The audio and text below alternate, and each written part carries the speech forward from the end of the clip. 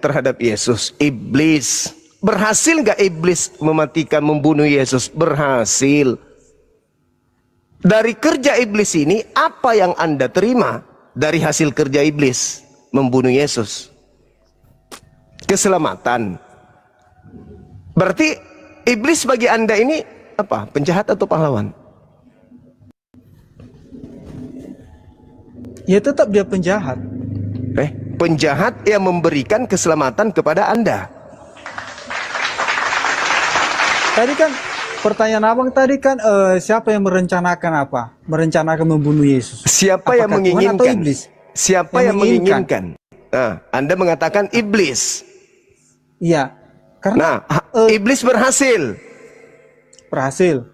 Apa yang Anda dapatkan dari hasil kerja iblis yang begitu bagus untuk Anda? Tujuannya bukan ke situ, Bang. Lah, tujuannya Andanya yang bukan masalah tujuan, Anda yang saya tanya. Apa yang Anda dapatkan dari cara kerja, dari keberhasilan iblis ini membunuh Yesus? Apa yang Anda dapatkan? Yang kita dapatkan. Kristen dapatkan apa? Yang kita dapatkan, Bang, melalui tadi kematian Yesus ini tadi, kita melihat dia bisa apa? Dia bisa mati, menyelamatkan, dan terus bisa bangkit dari antara orang mati. Menyelamatkan Anda kan? Bisa mati di antara orang mati. Artinya walaupun mati, kalau dia mempertahankan kebenaran, berarti bisa ada harapan untuk dibangkitkan kembali. Enggak, maksud saya, dari hasil iblis membunuh Yesus, Anda sebagai Kristen mendapatkan keselamatan, betul? Oke. Apa yang Anda ingin ucapkan kepada iblis yang begitu berjasa untuk Anda? Ya kan tujuannya tadi iblis ini kan membunuh Yesus kan bukan untuk apa? Untuk supaya selamat dia untuk dalam misinya untuk menyelamatkan manusia atau menyampaikan Injilnya, menyampaikan firman Tuhan. Tetapi misinya itu supaya bagaimana Yesus ini gagal misinya untuk menyelamatkan manusia. Nah, tapi ternyata iblis berhasil membunuh Yesus, tapi ternyata menyelamatkan manusia, termasuk Anda. Dia berhasil dalam arti dia berhasil untuk mengagalkan misi Yesus, tetapi kenyataannya tidak. Misi Yesus itu kan Anda sendiri mengatakan sudah dinubuatkan, bahkan Tauratnya orang Yahudi Anda bawa-bawa. Demi untuk Yesus Anda itu mati menebus dosa-dosa Anda. Sementara yang berjasa mematikan Yesus di salib itu adalah iblis. Dan hasil dari pekerjaan itu dipanen oleh saudara. 2 miliar manusia panen dari hasil iblis.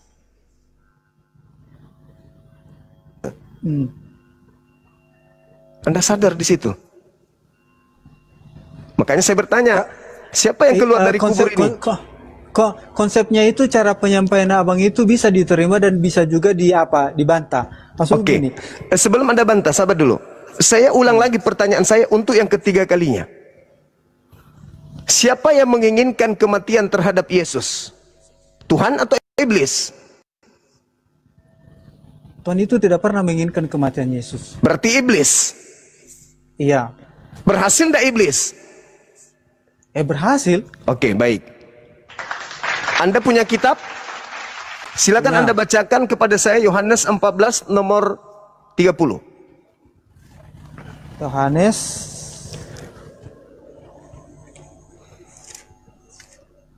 14 ayat 30. Oke. Tidak banyak lagi aku berkata-kata dengan kamu, sebab penguasa dunia ini datang dan ia tidak berkuasa sedikitpun atas diriku. Oke.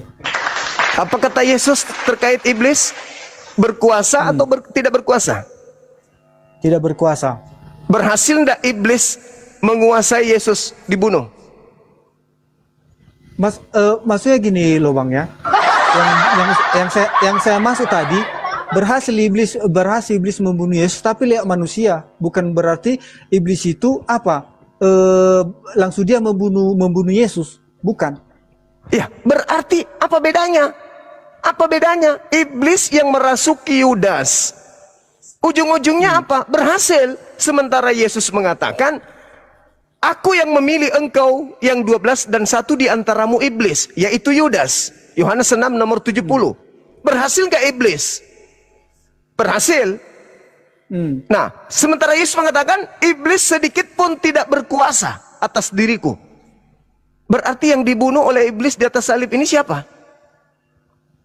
Ayo, maksudnya Bang. bukan, ya maksudnya di sini kalau saya ambil apanya Bang, pengertiannya, di dalam apanya tadi, dalam di dalam Yohanes 14 ayat 30 ini, tidak banyak lagi aku berkata-kata kepadamu, disampaikan kepada muridnya, maksudnya di sini, sebab penguasa dunia ini datang dan ia tidak berkuasa sedikit pun atas diriku. Maksudnya di sini ayat 31-nya, tetapi supaya dunia tahu bahwa aku mengasihi Bapa dan bahwa aku melakukan segala sesuatu yang seperti yang diperintahkan Bapa kepadaku. Barulah marilah kita pergi dari sini. Jadi di sini maksudnya di sini, Bang. Gimana maksudnya? Gimana? Iblis tadi ini tidak berkuasa kan? Nggak berkuasa. Oke. Tapi kan dia berhasil untuk apa? Menghasut manusia. Berarti Yesus kalah. Ya, kita tanya dulu. Atas dasar apa misalnya Yesus berkuasa, dia menguasai apa umat manusia pada saat itu? Yesus siapa? Yesus mengatakan, aku tidak dapat berbuat apa-apa dari diriku. Seperti ini dulu contohnya, Bang, ya. Seperti ini dulu contohnya. Iya. Tuhan Yesus tidak bisa mengintervensi abang. Contohnya. Iya. Tuhan Yesus tidak bisa mengintervensi abang, tetapi iblis bisa menggoda abang untuk menjatuhkan Yesus. Seperti itu kira-kiranya, Bang. Nah, sekarang iblis datang melalui Yudas. Nah, itu. Berhasil enggak? Apa bisa Yesus mengintervensi si Yudas untuk mengapa dia mengagalkan itu? Saudaraku, Yesus itu ahli di dalam membuat orang sembuh, orang yang kerasukan setan. Ya. Nah, betul. Kenapa giliran Yudas tidak bisa? Ya, itu kan nggak bisa dia mengintervensi. Makanya gue bilang tadi, itu kan memberikan. Yesus mengatakan iblis sedikit pun tidak berkuasa atas diriku. Ya, atas dirinya, tetapi atas diri orang lain, mana mungkin bisa dia bisa dicegahnya gitu. Berarti bohong kalau begitu. Buktinya iblis bisa berkuasa atas dirinya dengan menggunakan Yudas. Bohong berarti. Ya. Pada kesempatan yang sama sebelumnya juga, Bang, waktu Yesus misalnya dibawa ke padang guru untuk dicobakan, tuh iblis tidak berkuasa, tidak bisa. Itu aja nggak berhasil. Itu aja berarti. Dengan kata lain, Yesus kalah siasat. Dia mengatakan tidak berkuasa sedikit pun atas diriku. Tapi ternyata berhasil. Atau jangan-jangan yang digantung ini bukan Yesus. Yesus asli sudah terangkat. Iblis tidak berhasil. Enggak juga, Bang. Dari Matius 28 tadi kita mengetahui bahwasanya. Tunggu dulu. Yesus kan berkata, waspadalah kepada penyesat yang datang kepadamu dengan memakai namaku. Tetapi di sini disampaikan kepada muridnya. Muridnya yang kan Yesus mengatakan 11 lagi. Yesus mengatakan sebab Yesus palsu yang akan datang banyak melakukan tanda yang dahsyat dan mukjizat sekiranya mungkin menyesatkan murid-murid pilihan juga. Matius 24 nomor 24. Makanya Yesus mengatakan waspadalah, bangunlah, jangan kau tidur, berdoalah supaya kau jangan jatuh dalam percobaan. Itu kata Yesus selalu kepada muridnya, berjaga-jagalah, berdoalah denganku, jangan kau tidur, jangan sampai kau jatuh. Itu kata Yesus. Nah, kalau dia katakan Yesus, penyesat itu datang akan menyesatkan orang pilihan juga, lantas Anda mengatakan murid-muridnya itu tergoda, berarti betul nubuatannya. Penyesat itu datang memakai nama Yesus dan berkata, akulah Kristus. Itu akan menyesatkan orang-orang pilihan juga. Ya, tetapi kan yang di dalam Matius 28 ini tadi, Bang, dia mengatakan kepada muridnya, perintah yang pernah ku sampaikan kepada kamu. Nah, sekarang oke. Nah, artinya di situ kan lanjut. Nah, di sini tadi saya ulangi lagi dong, Bang, ya, biar supaya lebih apa nomor 20 yang di dalam nomor 20 tadi, dan ajarlah mereka melakukan segala sesuatu telah kuperintahkan kepadamu. Artinya apa firman Tuhan yang disampaikan kepada muridnya sebelumnya waktu dia masih hidup atau sebelum dia disalibkan. Berarti kan itu yang diikuti, yang diajarkan oleh murid-muridnya kepada apa? kepada dunia, kepada Oke, semua baik. orang. Baik, saudaraku. Saya mau uji Anda ini masih bisa sembuh atau Anda tidak bisa sembuh. Matius yang Anda baca 28 nomor 20. Dan ajarlah mereka melakukan segala sesuatu yang telah aku ajarkan kepadamu. Betul ya? Betul ya? Oke. Oke. Sekarang, mana ajaran Yesus untuk mengganti Sabat menjadi Minggu? Maksudnya Bang? Kan mengajarkan. Kalau yang mengajarkan ada, kalau yang memerintahkan dalam Matius 28 ini, nomor 20 ini adalah Yesus yang mengajar. Ya toh? Anda paham kan? Ya. Berarti murid-muridnya akan mengajarkan kemudian orang lain, dunia lain, sama seperti Yesus ajarkan kepada Bani Israel, kepada mereka. Betul? Oke. Yesus mengajarkan ibadah Minggu atau ibadah Sabtu yang asli. Kalau saya kebetulan saya perkenalkan juga Bang ya, saya Kristen tapi Kristen apa? Advent. Iya, tahu. Makanya saya tanya. Dia mengajarkan Sabtu atau Minggu? Sabtu Bang. Sabtu. Lalu yang mengajarkan teman-teman kita ibadah Minggu siapa? Ya karena mereka meyakini karena Yesus bangkit pada hari Minggu, maka itu yang apa? Enggak, tadi Anda membaca kawan. Saudaraku, tadi Anda yang mengatakan, ajarlah mereka melakukan segala sesuatu yang kuperintahkan kepadamu. Betul? Iya, betul. Ada nggak perintah Yesus ibadah Minggu? Enggak ada. Enggak ada. Oke. Ada nggak perintah Yesus untuk kemudian menyembah dirinya? Gimana Bang? Ada nggak perintah Yesus untuk menyembah kepada dirinya? Kepada dirinya? Kalau sampai ke situ masih belum ada saya pelajarin Bang. Tetapi menurut saya, menurut saya Bang, artinya ketika kita meyakini Yesus itu adalah yang sebagai penebus kita, ya berarti dia juga berkaitan dengan Allah Bapa. Karena di dalam apa juga di dalam tadi yang pernah Abang buka tadi Yohanes 14 ya. Yohanes 14 dikatakan di sini di dalam Yohanes 14 ayat 8 bisa saya baca Bang ya? Boleh. Oke. Kata Filipus kepadanya, "Tuhan, tunjukkanlah tunjukkanlah Bapa itu kepada kami. Itu sudah cukup bagi kami." Kata Yesus kepada mereka, kepadanya, "Telah sekian lama aku bersama-sama dengan kamu Filipus, namun engkau tidak mengenal aku. Barang siapa telah melihat aku, ia telah melihat Bapa. Bagaimana engkau berkata, tunjukkan Bapa itu kepada kami?" Artinya di sini berarti ketika sudah melihat Yesus berarti sudah melihat Bapa, artinya sudah melihat Allah. Berarti membunuh Yesus. Berarti kalau kita sembah misalnya Allah Bapa, berarti kita juga turut serta untuk menyembah Yesus. Berarti kalau membunuh Yesus, membunuh Bapa. Ya kan karena Yesus kan menjelma menjadi manusia. Karena dia mengambil rupa manusia.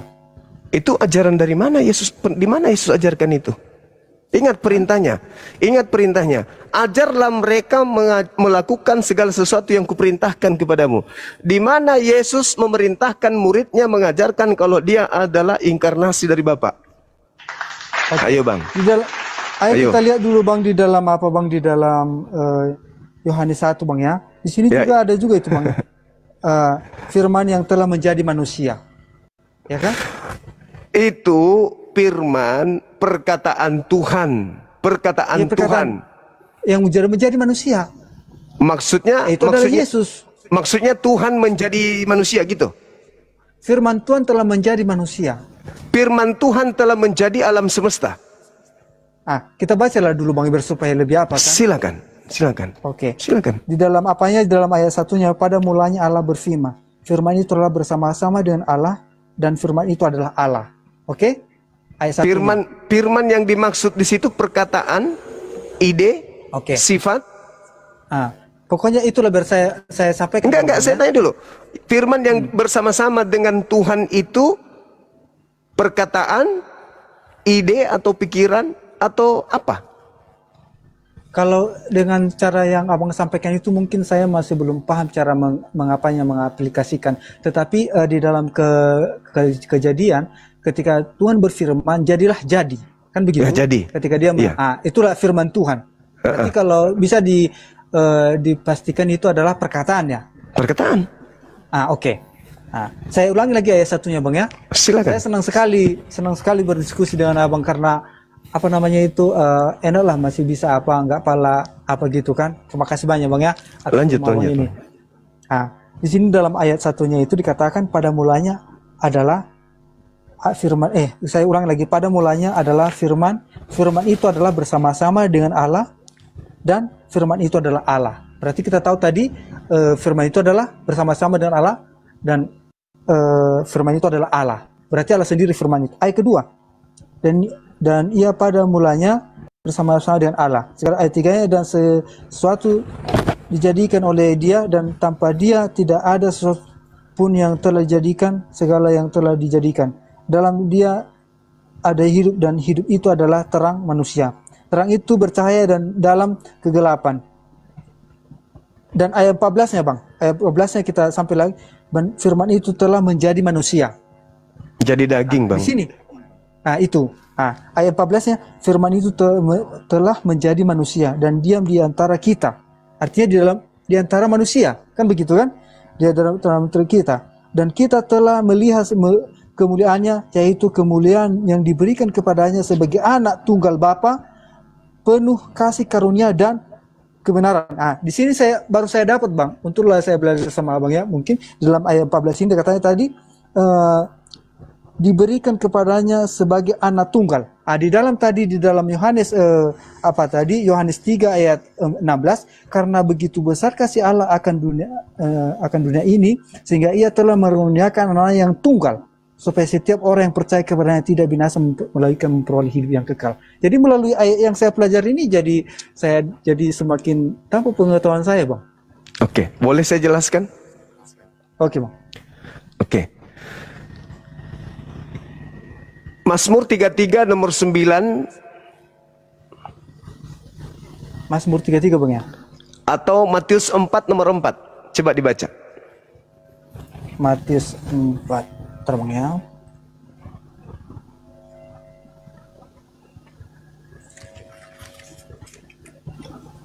Matius 4 ayat 4. Tetapi Yesus menjawab, ayat tertulis manusia hidup bukan dari roti saja tetapi dari firman yang keluar dari mulut Allah. Oke. Jadi manusia ini hidup dari apa? Dari firman yang keluar dari mulut Tuhan. Sekarang Yesus itu firman yang keluar dari mana? Ini kan pada saat kalau kita ambil dalam ini kan pada saat dikatakan si pencoba di padang gurun. Ini pada saat iblis menawarkan kepada dia jadikanlah batu itu menjadi roti. Ya. Tetapi apa kata Yesus kepada ular itu? Kata Yesus. Bukan. Yesus yang berkata kan, manusia hidup bukan dari roti saja tapi dari setiap firman yang keluar dari mulut Tuhan. Kata Yesus kan? Oke. Berarti firman yang keluar dari mulut Tuhan kan? Iya, oke. Ada berapa firman yang keluar dari mulut Tuhan?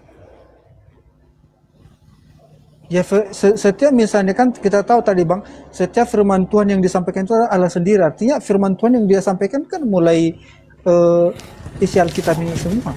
Nah, tadi Yohanes 1:14 dan firman itu telah menjadi daging. Oke. Apa masalahnya? Kenapa dia jadi Tuhan? Kan kita juga firman yang keluar dari mulut Tuhan jadi daging. Bedanya di mana? Ya kan ini masalah kehidupan tadi yang dimaksud ini di dalam apa tadi bang? Di dalam Matius 4 ayat 4 ini tadi. Tetapi Yesus menjawab, ada tertulis, manusia hidup bukan dari roti saja, tetapi dari setiap firman yang keluar dari mulut Allah. Artinya gini, yang dimaksud di sini bang, bukan kita memiliki kehidupan itu bukan hanya dari makanan badan kita aja, tetapi dari firman Tuhan juga kita memperoleh apa? Bedanya dengan Yesus apa bang? Bedanya dengan Yesus apa? Bisa nggak Yesus hidup tanpa makan? Gimana maksudnya Bang? Bisa Yesus Bisa nggak Yesus hidup tanpa makan? ya nggak bisa Bang. Nah, berarti Yesus Karena dibalik. buktinya setelah namanya dibilang Yes, puasa kalau dia 40 begitu, hari. oke, kalau begitu Yesus kita Karena dia balik. sudah mengambil rupa manusia. Ya, kalau begitu Yesus kita balik. Yesus hidup bukan dari firman saja, tetapi dari setiap roti yang datang dari Tuhan. Kita balik.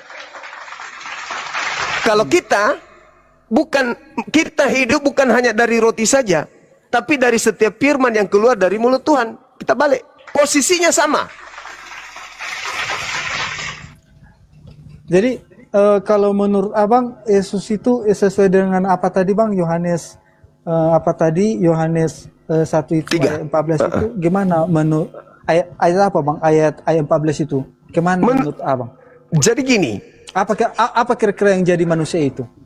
Oke. Jadi Tuhan di dalam Yesaya 44 nomor 11. Enggak, bukan itu maksudku yang kutanyakan sama Abang ini. Sabar. Supaya kita tahu cara kerja Tuhan dalam mengadakan sesuatu yang tadinya tidak ada menjadi ada. Boleh ya? Boleh. Oke. Bilang Abang. Yesaya 44 nomor Yesaya 55 nomor 11. Tuhan berfirman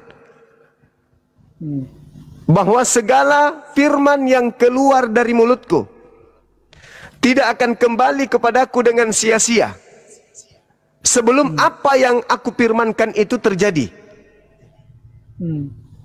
Sebelum Maria hamil, ada nggak Tuhan berfirman? Ada nggak Tuhan menginginkan agar Maria hamil? Atau Maria hamil tiba-tiba saja tanpa firman Tuhan? Ya sebelum Maria hamil kan datang malaikat. Itulah yang disebut firman. Pada mulanya firman diantar Gabriel sampai kepada Maria. Firman yang datang kepada Maria itu instruksi, keinginan, ide Tuhan agar Maria melahirkan seorang manusia bernama Yesus menjadi daging. Itulah Yesus. Bukan Tuhan turun ke bumi jadi manusia, tetapi firman Tuhan diantar oleh Gabriel pada bulan ke-6 kepada Maria. Maria, engkau hamil, lahirkan seorang manusia bernama Yesus. Itu firman. Makanya dalam Mazmur 339, Tuhan hanya memberi perintah maka semuanya ada. Tuhan memberi instruksi maka semuanya jadi. Innama amruhu idza arada syai'an ayyakula lahu kun fayakun. Tuhan menginginkan maka Tuhan mengatakan jadi. Tuhan menginginkan Adam lahir, tercipta tanpa ayah, tanpa ibu. Jadi. Menginginkan Hawa lahir, jadi tanpa ibu. Jadi. Menginginkan Yesus lahir tanpa ayah, jadi. Itulah yang dimaksud tadi. Pada mulanya adalah firman. Segala sesuatu alam semesta ini pada mulanya adalah firman. Tidak ada yang tidak berasal dari firman.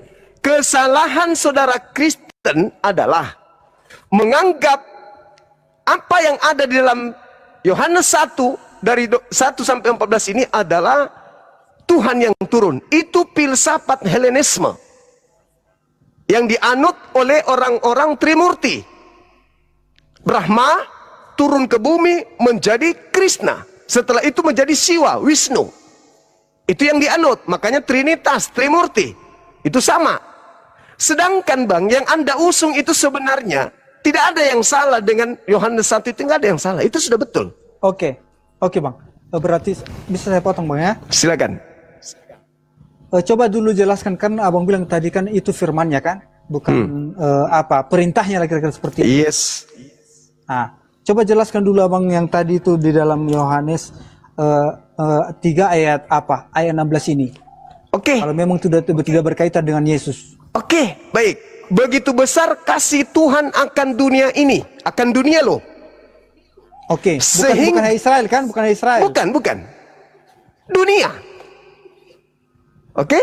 Begitu besar kasih karunia Tuhan akan dunia ini, sehingga Dia menganugerahkan anaknya yang tunggal. Barang siapa yang percaya kepada Yesus tidak binasa, melainkan memperoleh hidup yang kekal. Betul? Ketika Yesus berkata, aku diutus hanya kepada domba yang sesat dari umat Israel, Anda percaya nggak? Iya. Tinggalkan Kristen Advent. Kalau Anda Enggak, percaya. maksudnya gini loh Bang. Tadi dibilang dari 16 itu karena begitu besar kasih Allah akan dunia ini. Iya. Berarti dunia bukan bisa ada bangsa Israel. Iya. Jadi saya sebagai seorang Muslim, bukan orang Israel, kalau percaya Yesus itu utusan Tuhan hanya untuk Bani Israel, saya tidak mati, saya hidup, saya memperoleh hidup kekal. Nah. Baru lagi kan Bang, untuk Nah sekarang tunggu. menegaskan. Dunia harus percaya Yesus adalah Nabi, Yesus adalah Mesias untuk Bani Israel. Itu sesuai dengan pengakuan mulutnya. Aku diutus hanya kepada domba yang sesat dari umat Israel. Matius 10 nomor 5 nomor 6. Yesus berpesan kepada ke-12 muridnya agar jangan ke bangsa lain, melainkan pergi kepada domba-domba yang sesat dari umat Israel. Yohanes 17 nomor 3. Hidup kekal itu adalah mereka mengenal Engkau satu-satunya Allah, Tuhan, Eloah yang benar, dan mengenal Yesus Kristus yang Engkau utus. Saya ingin bertanya kepada saudara, menurut Yesus, kita yang di luar Yahudi memperoleh hidup yang kekal apabila Yesus kita kenal sebagai Tuhan atau utusan Tuhan? Sebagai Tuhan Bang. Di mana ya dalilnya? Kok jadi tabrakan? Dengar.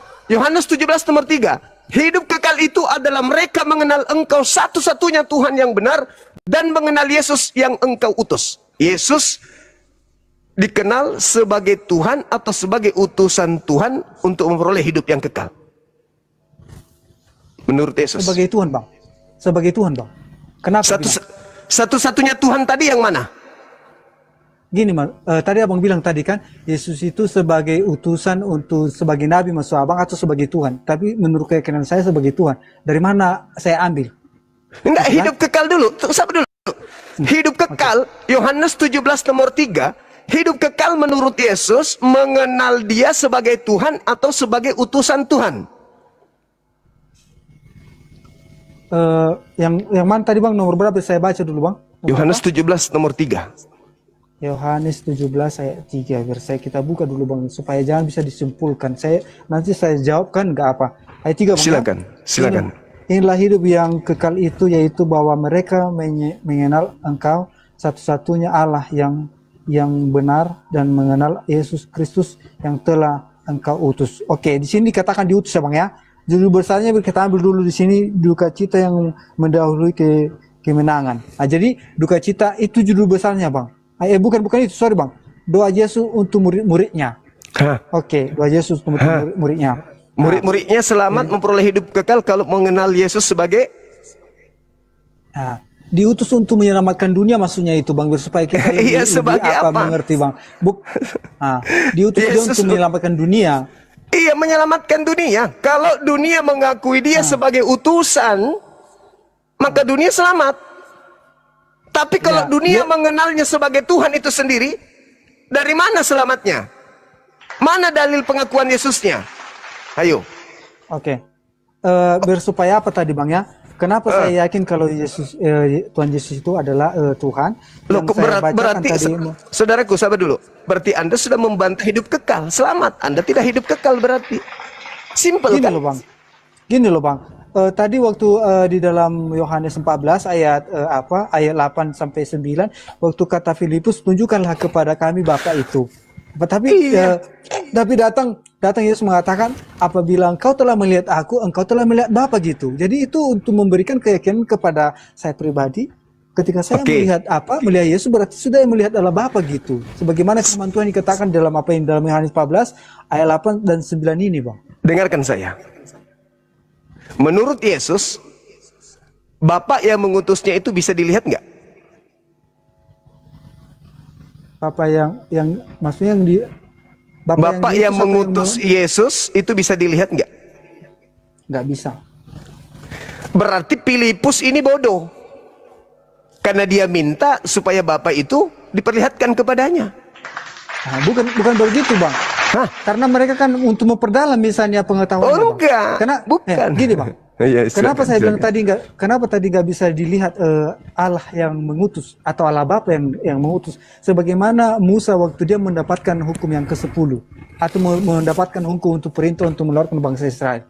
Apa dia bilang Tuhan kepadanya, tinggalkan kasutmu karena di mana kamu berada, kamu sudah kudus tempat kamu berada di situ. Jadi pada saat datang Yesus itu datang sebagai api. Jadi kalau datang Allah Bapa sebagai api, bahkan ketika Musa mendapatkan hukum Taurat atau hukum yang ke-10, itu tidak bisa bertatapan muka dengan Tuhan. Karena cahaya kemuliaan Tuhan itu sangat luar biasa. Nah, disitulah kita lihat bahwasanya apabila kita tidak bisa kita melihat apalagi sebagai orang yang berdosa. Nah, makanya tadi saya bilang kita nggak bisa melihat Allah Bapa yang mengutus Yesus. Itu. Jadi maksudnya di sini utusan itu adalah supaya kita mendapatkan hidup yang kekal.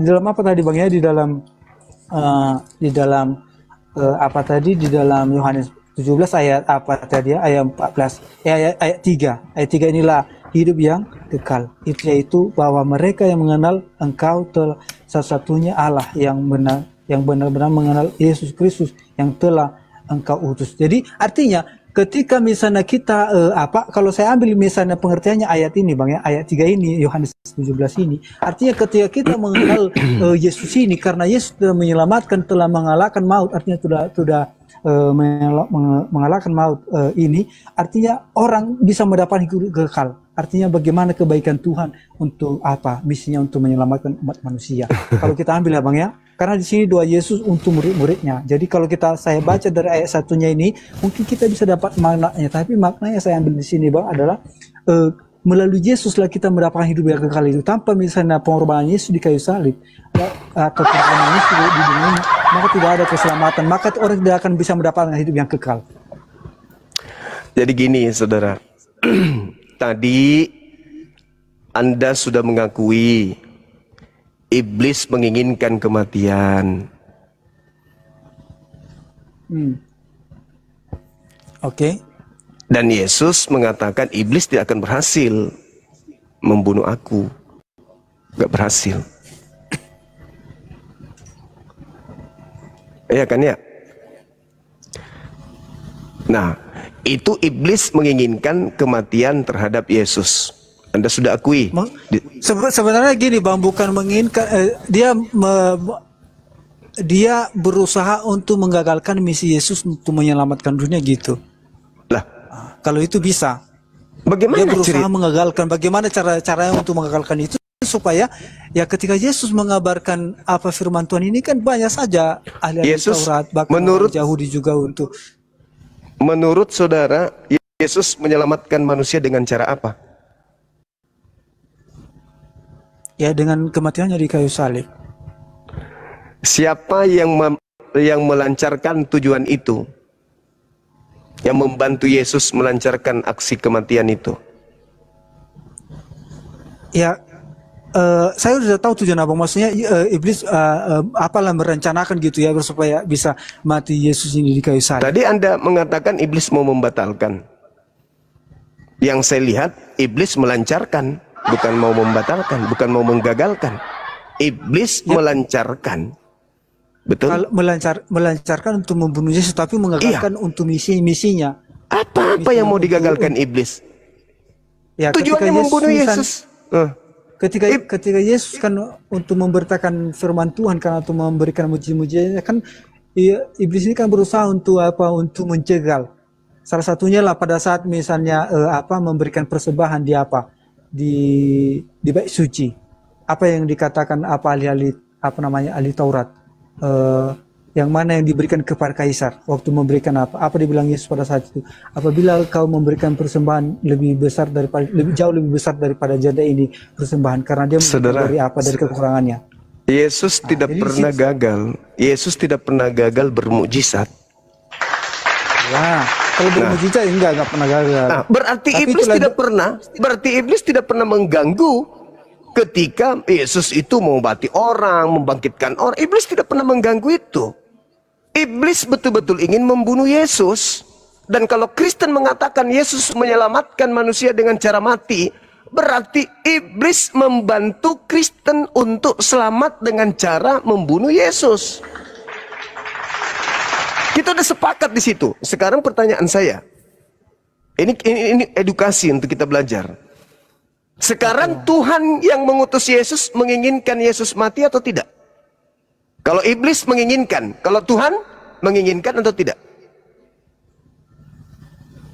Kalau itu nggak bisa saya jawab, Bang. Kalau Tuhan pun menginginkan kematian terhadap Yesus, berarti Tuhan dengan iblis sama aja. Keluaran 23 nomor 7 nomor 8, di situ Tuhan berkata, jangan kau membunuh orang yang benar, jangan kau membunuh orang yang tidak bersalah.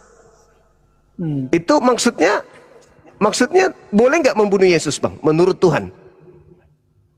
Ya tidak. Nah, berarti Tuhan tidak mau Yesus meninggal, mati. Iblis mau. Kira-kira yang berkuasa yang mana, Bang? Tuhan atau iblis? Ya memang Tuhan sebenarnya yang berkuasa. Tapi di sini maksudnya, Bang, oke. Di sini maksudnya, Bang, kenapa lewat kematian Yesus kita bisa diselamatkan? Artinya ketika Yesus mati di kayu salib, lalu bangkit di antara orang mati, melalui kebangkitannya inilah dia menyampaikan, ketika Yesus sudah bangkit, jadi dia menyampaikan kepada muridnya atau kepada pengikut pada saat itu, damai sejahtera kutinggalkan kepadamu. Artinya dia memberikan pengharapan walaupun kita mati, apabila kita hidup dalam kebenaran, percaya kepada Yesus, ajaran Yesus, ya, maka kita bisa diselamatkan, bisa dibangkitkan apabila Yesus datang kali kedua. Saudaraku, ajaran yang Anda sampaikan itu ajaran yang memang mengenakkan di kuping. Ya memang itu kenyataannya, Bang. Firman Tuhan juga mengatakan kepada kita seperti itu. Jadi yang tadi itu nggak dianggap. Jangan kau membunuh orang yang benar, itu nggak usah. Itu bukan firman Tuhan. Yang firman Tuhan ajaran Paulus aja gitu. Ya, kalau kita lihat tadi kan, Bang, kalau kita lihat dari penyaliban Yesus ini kan, itu kan di baliknya semua itu kan seruan dari apa? Dari umat lah pada saat itu, dari orang Israel. Salibkan. Jadi kalau menurut itu melanggar firman Tuhan enggak? Menurut pengertian Abang lah dulu, mengalami pengertian Abang, itu yang mendorong manusia pada saat itu di sekitar itu yang mengatakan salibkan dia. Itu menurut pengertian Abang itu iblis atau Tuhan? Iblis. Berarti disitulah Abang mengerti bahwasanya iblis itulah apa? Berusaha untuk apa? Tetapi Tuhan sebenarnya apa? Makanya dikatakan di dalam di dalam firman Tuhan. Berarti Tuhan kalah kan? Ayat berapa dikatakan situ, Bang? Apa dikatakan? Kalau bisa cawan ini lalui daripadaku, tetapi janganlah jadikan kehendakku, jadikanlah kehendakmu. Jadi artinya kehendak Bapak Yesus mau mati atau tidak? Dibiarkan Tuhanlah itu misalnya terjadi supaya misinya itu untuk menyelamatkan dunia itu tercapai. Karena kenapa? Kalau Tuhan Yesus tidak terjadi, misalnya kalau Tuhan Yesus misalnya tidak akan bukan berarti Tuhan itu langsung membunuh Tuhan Yesus, Allah Bapa itu bukan itu, tetapi dia misalnya ya karena dia sudah berusaha untuk menyampaikan misalnya mujizat, membagikan orang mati, yang buta bisa melihat, ya kan? Artinya ketika misalnya Yesus mati, di situ kita membuktikan bahwasanya ada pengharapan, itu adalah ketika sudah mati bangkit, dan setelah bangkit dia memberitakan kepada muridnya, ya. Bahkan ada juga di dalam, mungkin Abang sudah belajar tentang firman Tuhan ini, bahwasanya ketika si Thomas dikatakan kalau memang Thomas atau hantu tidak akan tidak bertulang atau tidak berdaging. Pada saat Thomas, karena Thomas ini salah satunya yang tidak percaya kalau tidak melihat. Ya, ketika dia sudah bangkit. Artinya kalau memang Tuhan Yesus ini adalah yang bukan Yesus yang disalibkan atau bukan Yesus yang mati itu, mungkin tidak akan ada bekas paku di tangannya, dan mungkin mereka melihat itu bukan Yesus. Ketika misalnya Yesus sudah mati atau waktu belum disalibkan, mereka melihat bagaimana rupa Yesus ketika juga sudah bangkit dari orang mati. Yesus itu menunjukkan tangannya bahwasanya ini bekas paku yang sudah kena paku, dan inilah saya, ya. Maka setelah itu, setelah Yesus sudah bangkit dari antara orang mati, maka sekitar 40 hari lagi lamanya dia di bumi ini untuk mengajarkan kepada pengikutnya pada saat itu, salah satunya muridnya. Maka itulah tadi Matius yang 28 tadi, ayat 28 itu, ayat 19 dan 20 itu dikatakan, jadikanlah bangsa muridku. Ya, jadikan bangsa. Beritahu misalnya kepada apa? Yang di dalam tadi juga di dalam Yohanes 14 ya, Yohanes 3 ayat 16 dikatakan, karena begitu besar kasar akan dunia ini. Jadi di situ kita bukan hanya enak mendengar Bang, tapi ada apanya, ada kisahnya, ada ceritanya, ada tertulis dalam Alkitab, sehingga kita meyakinkan bahwasanya Yesus itu adalah salah satunya adalah pengharapan orang Kristen. Maksud saya Bang. Terus Anda mau mengucapkan terima kasih kepada Tuhan atau kepada setan atas yang Anda harapkan ini sudah terkabul? Tapi yang saya berterima kasih kepada Yesus, Bang. Bukan kepada Tuhan? Hah? Bukan kepada Tuhan yang di tempat Yesus berdoa? Ya, maksud begini Bang, saya berterima kasih kepada Tuhan Yesus karena dia sudah berusaha, walaupun dia disiksa, disalibkan, tetapi dia tidak melakukan dosa. Artinya visi misinya untuk menyelamatkan dunia sudah berhasil di kayu salib. Berarti iblis berhasil ya? Kalau iblis itu dia berhasil untuk apa? Membunuh Yesus, tapi dia berhasil untuk apa? Mencegah misi Yesus untuk menyelamatkan dunia. Loh, mana yang betul? Iblis punya pekerjaan berhasil menyelamatkan dunia. Enggak. Lah, itu kan menurut tafsiran Abang. Itu kan menurut tafsiran Abang. Yesus bisa nggak mati tanpa iblis? Yesus bisa mati tanpa iblis? Ya, mungkin tidak. Tidak bisa. Lalu, yang pahlawan Anda di sini siapa? Yesus atau iblis? Yesus. Oh, nggak bisa. Tanpa iblis, apanya? Tanpa iblis tidak bisa. Gimana? Yesus mau bunuh diri? Ya, di situ artinya di situ lewat kematian Yesus bangkit karena dia bisa bangkit dari antara mati, itulah makanya aku bilang tadi itulah sebagai pahlawannya. Artinya dia kenapa dia menjadi pahlawan? Karena dia tidak melakukan dosa pada saat dia disalibkan, pada saat dia disiksa. Terus menurut Tuhan sebagai pahlawan. Terus menurut Tuhan membunuh orang yang tidak berdosa itu baik atau jahat? Ya kan itulah kejahatan. Makanya disampaikan tadi artinya terkutuk orang yang disalibkan. Artinya sangat mengerikan orang yang disalibkan. Berarti Yesus ini dikutuk. Ya artinya penderitaan itu dia mau apa? Dia mau menderita seperti itu karena misinya untuk menyelamatkan dunia, Bang. Caranya menyelamatkan dunia dengan cara dibunuh. Dengan rela dia misalnya mati di kayu salib, Bang.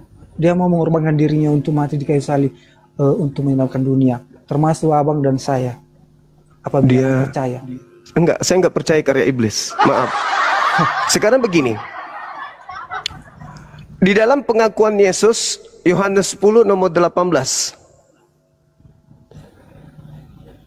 Tidak ada yang sanggup kemudian untuk membunuh Yesus. Tidak ada. Dia mati kecuali dia menyerahkan nyawanya sendiri.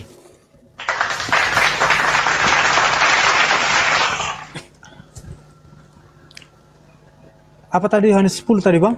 Iya, nomor 18. Nomor 18, judul besarnya Bang, Gembala yang Baik. Ayat 18 ya. Tidak seorang pun mengambil daripada aku, melainkan aku memberikannya menurut kehendakku sendiri. Aku berkuasa memberikannya dan berkuasa mengambilnya kembali. Inilah tugas yang ku terima dari Bapakku. Ada nggak yang bisa membunuh Yesus? Berarti terima kasih Bang. Jadi tambah pengetahuan saya dengan hal ini. Ya. Ada nggak yang dia memberikan nyawanya untuk apa? Untuk tebusan umat manusia. Oke. Itu maksudnya Bang. Oke, baik. Jadi tidak ada yang bisa mengambil nyawa Yesus kan? nggak bisa ada mengambil nyawa Yesus. Tapi lewat apa itu tadi, lewat pengataran manusia itu tadi untuk menyelidiki Iblis itu tadi, berhasil nggak mengambil nyawanya? bukan mengambil, iblis itu bukan mengambil nyawa Yesus, Bang, tapi apa? Tadi yang menginginkan kematian menggunakan. kepada Yesus siapa, Bang? Yang menginginkan kematian. Kematian Yesus tadi ya, kalau iblis itu kan dia berencana untuk mengagalkan misi Yesus, itu aja intinya. Kok jadi misi terus Anda sebutkan ini? Bung, Anda punya agama Kristen, misi Yesus datang ke dunia adalah mati. Itu konsep di agama Anda. Dia turun ke bumi untuk mati.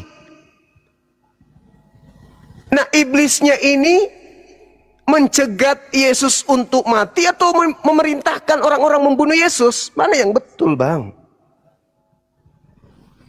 Kalau saya ambil di sini dari kalimat ini tadi, Bang, ya, di dalam ayat apa ini tadi, gembala yang baik. Artinya kalau kita lihat misalnya gembala yang baik itu bagaimana supaya menyelamatkan apanya gitu, ternanya atau domba-dombanya, dia berusaha menyelamatkan.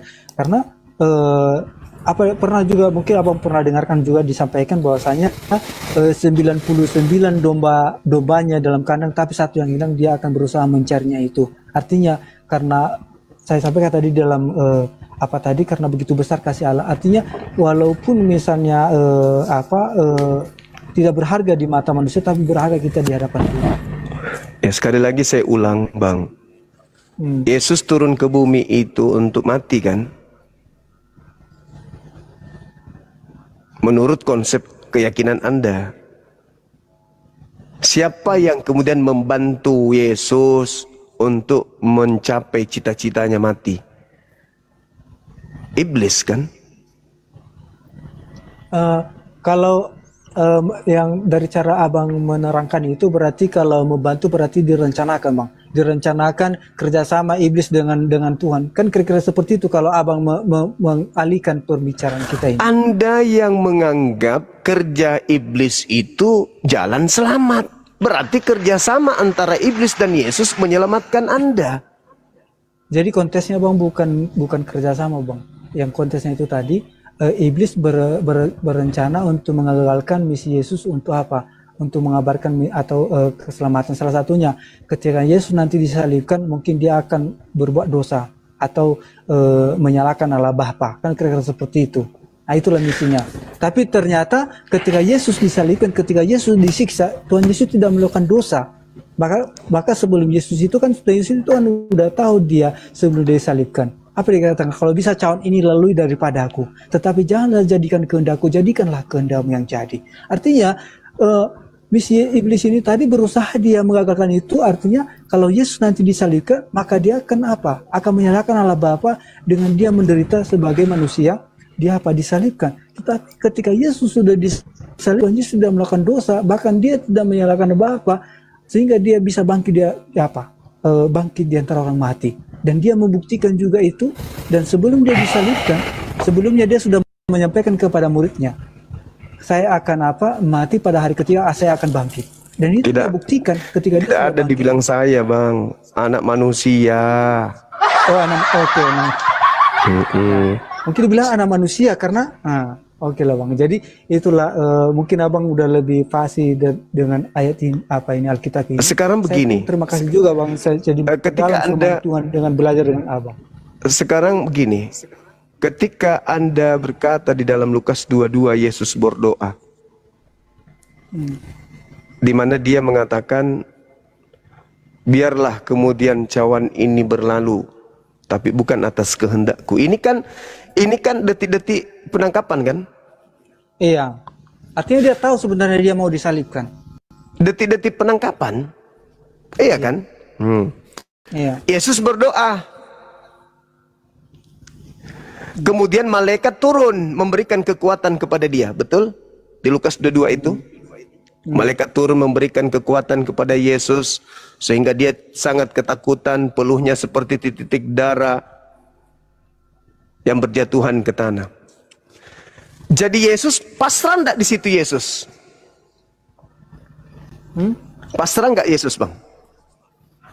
Ya pasti pasrah Bang, karena dia Dia serahkan kepada Bapa. Iya. Sekarang pertanyaan saya, ketika Yesus mengatakan atas kehendakmu, apakah Bapa berkehendak membunuh Yesus? Atau menyelamatkan Yesus? Mana yang benar?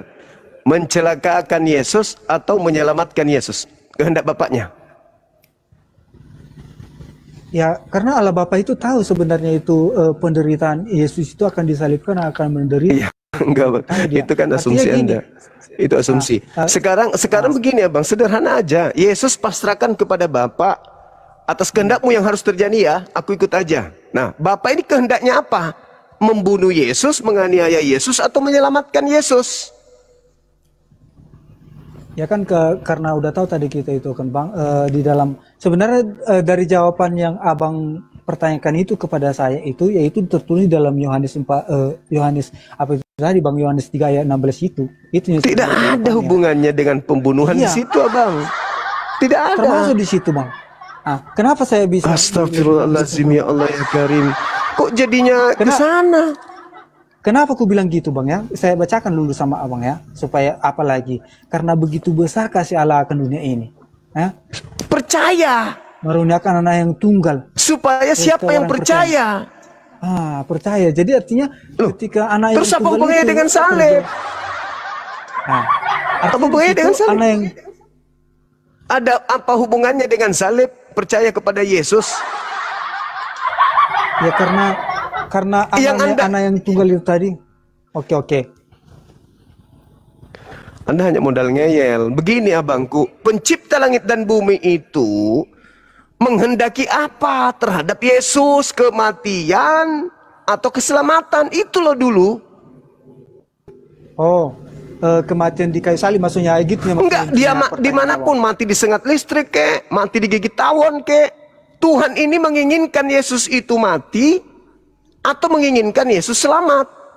Tuhan yang saya bilang. Kalau iblis kan tadi udah final. Iblis mau Yesus mati. Kalau Bapak gimana? Mau nggak Yesus mati? Ya, kan udah saya bilang tadi Bang, Yesus itu tahu dia akan apa? Akan disalibkan. Bukan Yesus menyerahkan kepada Allah Bapa. Bapaknya mau. Bapaknya mau nggak Yesus itu mati? Atau Bapaknya tidak mau Yesus mati? Kalau Bapak tidak mau Yesus mati, maka Bapak Maha Kuasa untuk menyelamatkan Yesus dengan cara apapun yang dia mau. Itu dulu, Bapak ini mau nggak Yesus ini mati?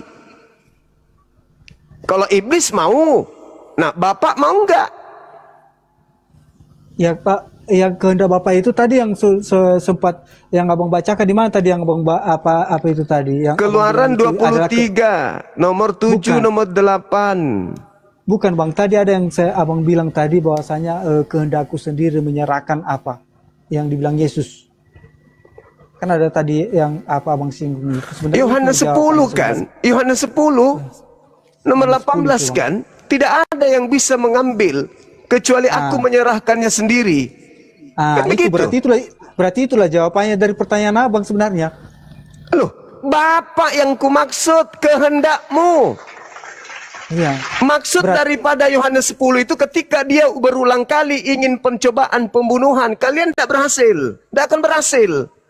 Itu berarti maksudnya. Berarti jawabannya sebenarnya Bang, sebenarnya Allah Bapa itu telah memberikan gitu, memberikan nyawanya itu. Bapak ini itu. Mau Yesus ini mati atau selamat? Ya jawabannya sebenarnya tadi pas yang Abang tadi itu yang 10 itu, tidak seorang pun mengambil daripada aku melainkan aku memberikannya menurut itu Yesus Bang. Artinya ya itu karena Yesus itu berkaitan dengan Allah Bapa. Bapaknya coba kenapa Anda nggak berani menyatakan pernyataan Bapak? Kenapa? Kenapa Anda harus sembunyi di perkataan yang justru saya yang tunjukkan? Itu loh. Bisa karena Allah Bapa dengan Yesus adalah satu di dalam, cuman beda pekerjaan. Artinya apa yang disampaikan Yesus itu Anda mengatakan satu karena Anda menyembah makhluk yang keluar dari kubur yang bukan Yesus. Astagfirullahaladzim. Bung, Bapa itu tidak menginginkan mati orang yang benar. Yesus berkata begini di dalam Lukas 22. Lukas 22 nomor 22. Aku memang harus pergi meninggalkan dunia ini sesuai dengan apa yang telah ditetapkan tentang aku. Siapa yang menetapkan tentang aku? Tuhan. Apa yang ditetapkan Tuhan tentang aku? Semuanya tertulis di dalam kitab Taurat, kitab Nabi-Nabi, dan kitab Mazmur. Lukas 24:44 dijelaskan seperti itu. Nah sekarang, Artinya dia, sekarang artinya bang, dia itu sebenarnya dia sudah dinubuatkan bang, peristiwa akan terjadi dan apa ya? dinubuatkan untuk Dalam- apa? Dinubuatkan untuk Di dalam Yesaya kan sudah dinubuatkan itu bang. Kalau itu kata Kristen. Itu tadi yang kupertanyakan samamu, Bung. Ini apa hakmu menggunakan ini sampai kamu asal perutmu aja asal ngomong. Itu dibuatkan di sini. Ini bukan kitab saudara, ini kitabnya Yahudi. Kenapa Anda melancarkan aksi-aksi penyesatan dengan menggunakan kitabnya orang? Oke, buka bang dulu di dalam apa bang? Lukas 4 ayat 6 ayat Lukas, karena abang bilang tadi kan ayat 16. Coba baca abang dulu. Apa yang tertuang di Lukas 4 itu adalah pencobaan yang dilakukan kemudian iblis kepada Yesus. Dan datang gimana Lukas gimana? 4 ayat 16. Lukas 4 ayat 16. Ya silakan Anda bacakan. Apa hubungannya dengan ini? Karena abang bilang tadi itu kan tidak berhubungan kan? Memang Di nggak ada sini hubungannya. katakan, Yesus ditolak di Nazaret. Oke, ayat 16. Ia datang ke Nazaret, tempat ia dibesarkan, dan menurut kebiasaannya ia datang Membacakan? kepada sahabat, ia masuk ke rumah ibadah, Membacakan Yesaya. dan berdiri hendak membaca dari kitab. Di kitab Yesaya. Yesaya. Artinya gitu. Artinya kita Yesaya Terus? ini kan sudah dibuatkan. Jadi Terus jemaatnya artinya apa yang Yesus, jamaatnya Yesus di dalam bait suci itu Kristen maksudnya. Boleh rupanya orang Kristen masuk di rumah ibadahnya orang Yahudi, boleh. Gini maksudnya bang, gini maksudnya tadi yang mau saya sampaikan itu artinya sudah dinubuatkan dalam kitab Yesaya tentang tentang Yesus ini kan gitu. Tidak ada. Yesus membaca pada hari Sabat di tempat kelahirannya, masuk ke rumah suci, bait suci untuk membacakan kepada orang Yahudi kitab ini. Tidak ada hubungannya. Tentang nubuat tentang kedatangan Mesias. Astagfirullahaladzim. Tidak ada Mesias yang diutus untuk orang Kristen. Seluruh Mesias itu hanya untuk Bani Israel. Karena kenapa disampaikan ini? Kalau kita lanjut misalnya apa ini kan apa dikatakan di sini Yesus kembali ke Galilea. Yesus ditolak di Nazaret ketika dia menyampaikan datang ke rumah ibadah. Jadi, terus dia pergi ke orang non-Yahudi gitu. Dia pergi ke orang-orang yang tidak bersunat. Ya enggak lah. Yesus itu ketika dia ke tempat kelahirannya, Yesus lahir di mana rupanya? Di tengah-tengah orang Yahudi. Di Nazaret aja, di Nazaret aja kemudian dia ditolak pada saat itu, tapi dia ke Yudea. Kenapa ditolak dia, Bang? Ya, orang Yahudi sampai sekarang menolak dia kan? Kenapa dia ditolak? Karena orang Yahudi menunggu Mesias yang sama seperti Hezekia, yang sama seperti Gideon, yang sama seperti Daud. Sementara dia datang, iya, tidak seperti yang mereka harapkan. Karena nggak seperti yang mereka harapkan maunya datang dalam kerajaan, tetapi datang Yesus sebagai orang yang tidak terpandang gitu. Jadi tidak sesuai dengan harapan mereka, maka mereka akan tidak mengharapkan kalau disebut mereka ketika Yesus disalibkan di kayu salibkan, mereka mengatakan adalah raja orang Yahudi. Jadi mereka tidak akan senang dipanggil adalah raja orang Yahudi karena dia adalah tidak lahir di dalam kerajaan gitu. Yang pasti gini saudara, saya hanya ingin mengatakan begini bahwa pencipta langit dan bumi tidak menginginkan kematian terhadap Yesus. Yang menginginkan kematian terhadap Yesus adalah Kristen dan setan. Ketika kemudian Yesus berusaha untuk disalib, Tuhan mengagalkan penyaliban itu. Oke, saya pertanyakan dulu sama Abang. Karena Abang bilang tadi kan Kristen menginginkan dan setan dan Kristen yang menginginkan kematian Yesus. Coba dulu jelaskan dari mana dalilnya. Sekarang siapa yang mau menginginkan kematian terhadap Yesus? Apakah Anda Kan tidak? kalau Enggak, saya kalau tanya saya dulu. kan Saya tanya dulu. pribadi kan Bang. Iya, saya tanya dulu. Apakah Anda tidak menginginkan kematian terhadap Yesus, kematian kepada Yesus? Jujur, jangan jadi orang munafik. Anda mau Yesus mati atau enggak? Ya kalau saya pribadi Bang, lewat kematian Yesus di situ saya percaya bahwa saya lewat kebangkitannya di situ saya mendapatkan pengharapan untuk selamat. Berarti Kalau Anda Yesus mau? Hah? Berarti Anda mau Yesus mati? Ya bukan itu kontesnya Bang. Lah, kok berarti bukan kalau konteksnya? karena mati, Gimana ceritanya Anda Bukan selamat karena- kalau bukan Yesus karena- tidak mati? Bukan karena misalnya karena udah mati Yesus artinya kita bersyukur dia mati, bukan. Tapi karena Yesus mati, bangkit di antara orang mati, itu yang sebuah misalnya sebagai kemenangan bagi saya pribadi gitu loh. Bagaimana bisa bangkit kalau nggak mati dulu? Roma 14 nomor 9, untuk itulah Yesus mati supaya dia dibangkitkan untuk menjadi Tuhan bagi orang hidup dan bagi orang mati.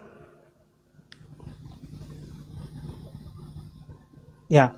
Oke, pernah juga kami pelajarin itu kemarin sama Ustaz Yusuf ya. Artinya Tuhan atas orang mati dan hidup. Artinya kepada orang mati pun adalah untuk Tuhan. Artinya orang hidup untuk Tuhan. Artinya yang Tuhan itu bukan hanya berlaku kepada Tuhan itu bukan hanya dia berfungsi kepada orang yang hidup, tapi kepada orang yang mati juga adalah Tuhan atas berkuasa atas itu.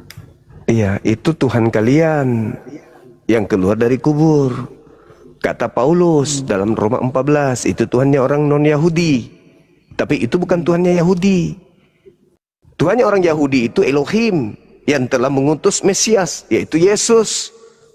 Nah sekarang kalau Kristen menginginkan kemudian kematian terhadap Yesus, apa bedanya dengan iblis? Sama-sama menginginkan kematian. Sedangkan pencipta langit dan bumi yang telah mengutus Yesus tidak mau Yesus itu mati, nggak mau. Kalau itu misalnya Abang arahkan apa pola pikirnya ketika Yesus mati berarti itu keinginan iblis bersama orang Kristen, artinya karena mati Yesus itu salah besar itu pengertiannya itu Bang. Tapi kalau bisa saya sampaikan sama Abang, ketika Yesus mati di kayu salib bangkit, justru itulah orang Kristen percaya lihat kematian Yesus itu tadi, kita percaya bisa walaupun kita mati, kita yang hidup sekarang, maka kita bisa dibangkitkan kembali sebagaimana Yesus telah mati di antara orang mati dan bisa bangkit. Itu kalau tolong tunjukkan kepada saya satu dalil di mana Tuhan menginginkan kematian terhadap orang benar demi untuk menyelamatkan orang-orang yang bersalah. Ini Bang ya. Makasih banyak Bang. Di dalam Matius apa ini Bang ya? Matius 5. Ada di sini Bang. Bisa kita di sini di dalam Matius 5. Oke Bang ya. Dikatakan di sini ada beberapa ini apanya Bang, diberikan semangat kepada kepada kami orang Kristen lah. Termasuk mungkin Abang. Di sini dikatakan di ayat 3, berbahagialah orang yang miskin di hadapan Allah karena mereka lah yang punya kerajaan surga. Ayat 4, berbahagialah orang yang bersuka cita karena mereka lah yang akan berbahagialah orang yang berduka cita karena mereka akan dihibur. Berbahagialah orang yang lemah lembut karena mereka akan memiliki bumi. Berbahagialah orang yang lapar dan haus akan kebenaran karena mereka akan dipuaskan. Berbahagialah orang yang murah hatinya karena mereka akan diberoleh kemurahan. Berbahagialah orang yang suci hatinya karena mereka akan melihat Allah. Berbahagialah orang yang membawa damai karena mereka akan disebut anak-anak Allah. Berbahagialah orang yang dianiaya oleh sebab kebenaran karena mereka mempunyai kerajaan surga. Ini ayat 10 ini Bang. Ayat 10 ini, berbahagialah orang yang dianiaya oleh sebab karena kebenaran karena mereka yang mempunyai kerajaan surga. Jadi walaupun misalnya mati kita untuk mempertahankan kebenaran, maka kita akan memperoleh surga. Itulah firman Tuhan yang disampaikan di sini. Terima kasih. Di mana Tuhan menginginkan membunuh orang benar demi menyelamatkan orang yang berdosa. Anda kan tidak nyambung itu. Ya kan artinya di sini kan Bang, artinya kalau kita mempertahankan kebenaran, kita mati contohnya untuk mempertahankan kebenaran, karena kita menyampaikan firman Tuhan contohnya sebagaimana murid-murid Yesus sebelumnya yang termasuk Rasul Paulus juga menerangkan itu ya, dia memperoleh walaupun dia menderita untuk menjalankan misi untuk menyampaikan firman Tuhan itu, dia akan mendapatkan peroleh hidup yang kekal, itu kerajaan surga. Di mana Tuhan menginginkan kematian terhadap orang benar untuk menyelamatkan orang yang bersalah. Kan konteksnya di sini tadi Bang, berbahagia orang yang dianiaya, bukan dibilang saya akan membunuh orang yang benar, bukan itu konteksnya. Kan Anda mengatakan keselamatan orang Kristen itu karena Yesus dibunuh. Kenapa sih? Abang ini udah lama kali pun berjam-jam kita diskusi Bang, nol isinya. Saya tanya, iblis menginginkan kematian terhadap Yesus. Tuhan menginginkan tidak kematian Yesus. Kalau menginginkan kematian kepada Yesus, mana dalilnya? Tuhan menginginkan kematian terhadap orang benar demi untuk menyelamatkan orang yang berdosa. Ada nggak dalilnya? Enggak, yang tadi abang bilang itu kan dari mana dalilnya bahwasanya kematian Yesus itu bisa menyelamatkan orang Kristen lah dulu contohnya. Jadi makanya tadi saya bacakan tadi di dalam bukan itu Bang. Itu. Tuhan lo, astagfirullahaladzim ya Allah ya Karim. Anda kalau tidak sopan dari tadi saya turunkan lo, karena tidak memberikan ilmu sedikit pun. Tuhan ya, pencipta langit dan bumi berkata dalam Mazmur 37 nomor 28 sampai nomor 40. Jangan kau membunuh orang yang tidak bersalah, sebab aku Tuhan mencintai hukum. Aku akan menyelamatkan orang yang benar. Aku menghukum pengkhianat, orang fasik. Ketika orang benar itu dibunuh, diintai untuk dibunuh, aku akan menyelamatkan dia. Amsal 21:8, orang fasik pengkhianat dijadikan tebusan kepada orang yang benar, dan fasik sebagai ganti orang yang jujur. Keluaran 23, jangan kau membunuh orang yang benar, jangan kau bunuh orang yang tidak bersalah. Yesus orang benar, Yesus orang yang jujur. Boleh nggak dibunuh menurut Tuhan? Nggak boleh. Jangan kau bunuh Yesus, tak boleh kau bunuh. Nggak boleh kata Tuhan.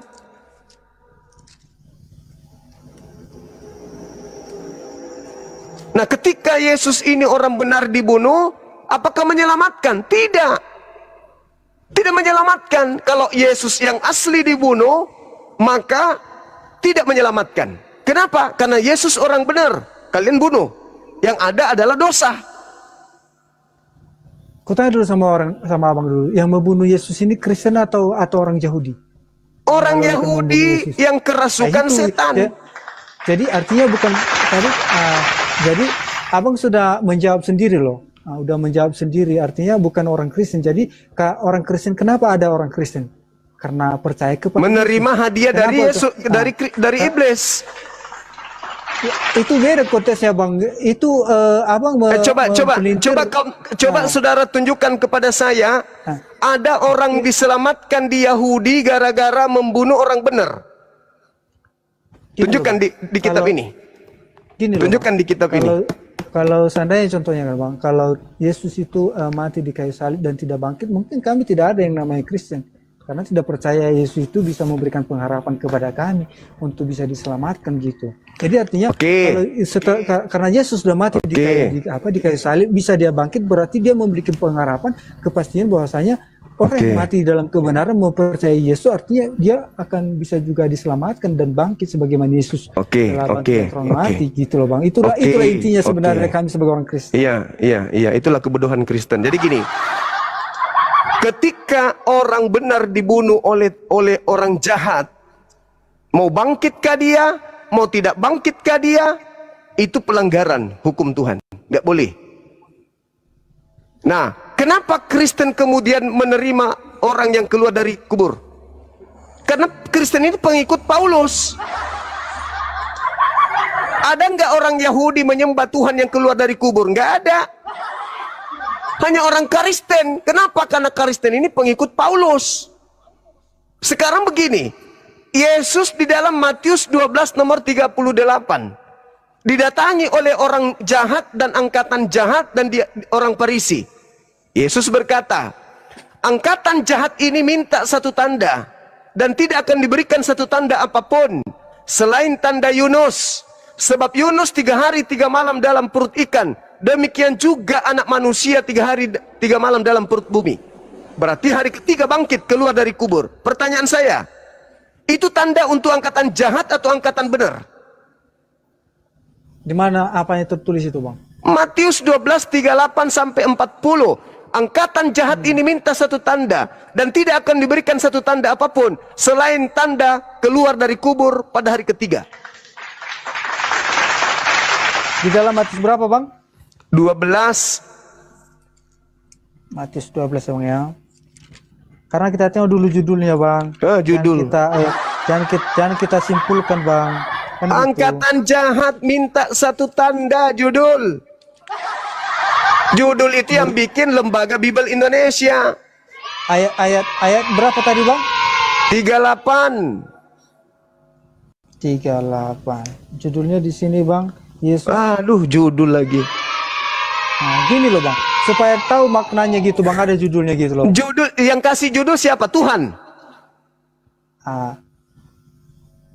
Di dalam ayat berapa tadi, Bang? Ayat 38 dan 39 judul. 38 sampai 40. Yesus dan Beelzebul.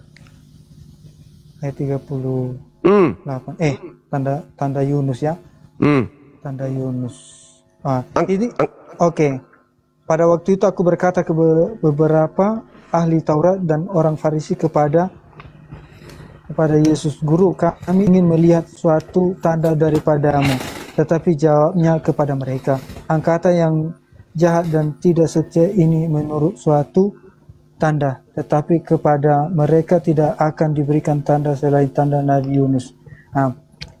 Jadi kalau dari konteks yang ini, Bang ya, saya belum bisa menjawab dengan Abang karena saya belum pendalami dulu. Ya, mungkin kapan-kapan saya bisa bergabung.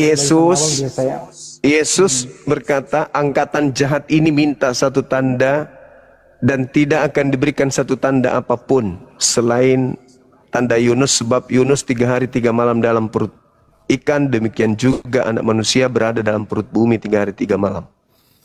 Jadi ada kebangkitan. Yunus keluar dari perut bumi, dari perut ikan hari ketiga. Anak manusia keluar dari perut ikan, perut bumi hari ketiga. Itu tanda untuk siapa? Angkatan jahat. Siapa yang percaya kebangkitan pada hari ketiga?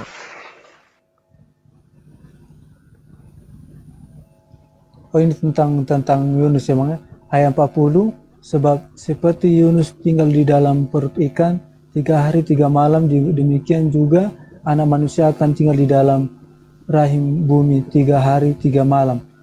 Pada waktu penghakiman, orang-orang Niniwe akan bangkit bersama-sama angkatan itu dan menghukum juga, sebab orang-orang Niniwe itu bertobat setelah mendengar pemberitaan Yunus, dan sesungguhnya yang ada di sini lebih daripada Yunus.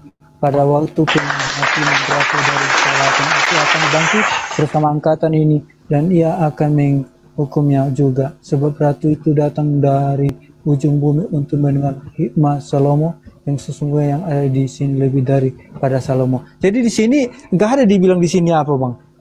Di sini yang diambil di sini maknanya, kalau saya ambil ibaratnya dengan datangnya 3 hari 3 malam Yunus di perut ikan, ketika dia berusaha mengelak untuk tidak datang ke untuk memberitakan firman Tuhan, ya pada saat itu dia orang Niniwe itu bertobat gitu.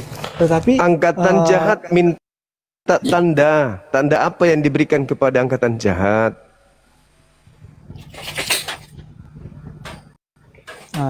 Itu jadi di sini katakan ketika datang Yesus tadi dikatakan di perut bumi, dia maksudnya dikubur, artinya setelah itu bangkit dan terang mati, artinya lebih daripada si Yunus ini. Apanya kuasanya gitu yang dimaksud di sini kalau saya maknanya, Bang.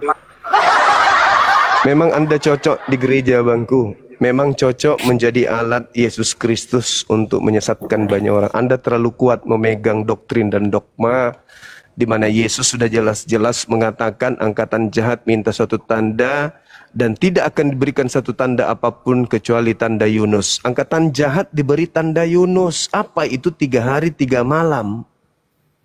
Siapa yang percaya itu angkatan jahat. Anda mencoba, apa judulnya? Habis itu nanti apa terakhirnya? Anda baca, Anda sambung-sambungkan. kemana-mana. Kalau hanya satu ayat kita ambil bang, jadi kita nggak bisa mendapatkan maknanya gitu bang. Ketika kita baca semuanya, baru kita dapat maknanya situ. Sekarang saya tanya sama saudara, mampus, banyak cerita. Yesus tidak mengenal kitab Anda itu. Yesus tidak mengenal pengarang kitab saudara. Pengarang kitab saudara hanya melakukan penyelidikan. Dialah yang susun-susun. Disusun-susun itu cerita supaya bisa menyesatkan orang yang membaca yang tidak menggunakan ini. Udah jelas-jelas angkatan jahat minta satu tanda.